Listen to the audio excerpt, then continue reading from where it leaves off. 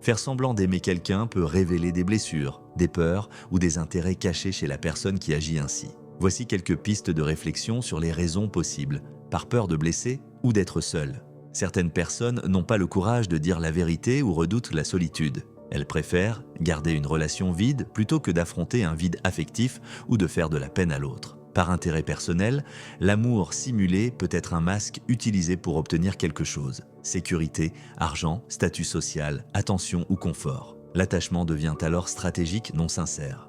Par confusion intérieure, quelqu'un peut croire aimer, mais confondre l'amour avec l'habitude, la dépendance affective ou même la culpabilité. Ce n'est pas forcément de la manipulation volontaire, mais plutôt un manque de clarté émotionnelle. Par conformisme ou pression sociale, il arrive qu'on entretienne une relation juste pour faire comme il faut, pour plaire à la famille, à l'entourage ou pour ne pas changer une image extérieure. Par peur du rejet, certaines personnes ne veulent être aimées à tout prix et font semblant de donner de l'amour en retour pour maintenir l'équilibre, même si leur cœur n'y est pas.